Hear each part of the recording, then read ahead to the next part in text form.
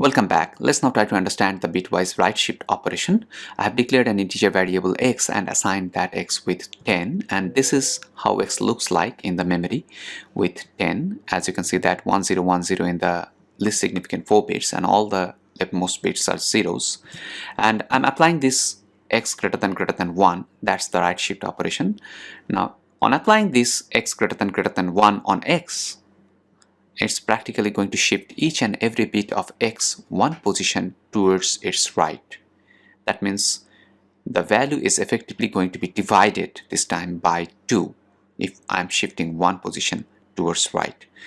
So it's look like this. As you can see that this 0 is thrown out of this, and this 1 comes here, this 0 comes here, and this one comes here, and the leftmost significant bit, that is vacant, will be filled up with 0 if the number is a positive number. Now this time x is initialized with 10. That's a positive number, so the leftmost significant vacant bit is filled up with 0.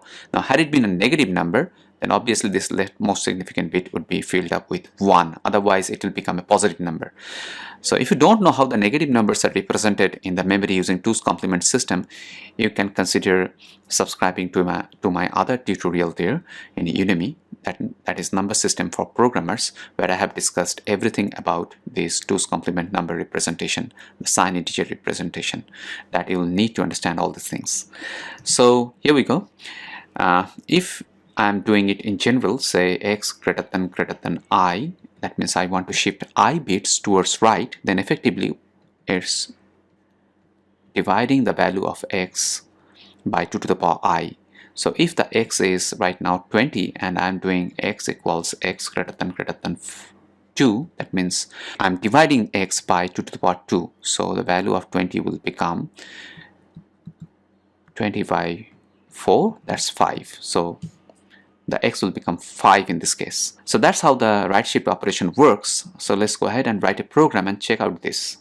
Okay, here is the program. I have initialized x with 20, as you can see, and I'm applying x greater than 1. That means I want to shift each bit towards its right by 1 position. Effectively, it's going to divide x by 2.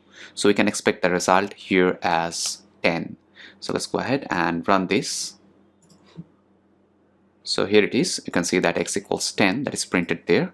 Now I'll just change it from 1 to 2. That will divide x by 2 to the power 2, that means 4. So the result we can expect as 5 there. Yes, it is 5 indeed. Now I'll check this again with some negative numbers. Now x is minus 20.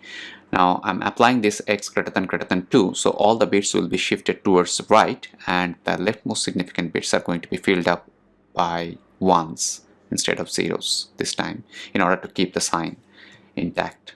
So we can expect that this is going to be minus 5, and here it is. You can see that it is minus 5 indeed.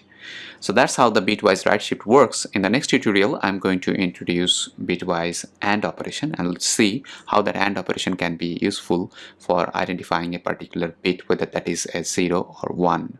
Thank you very much for watching.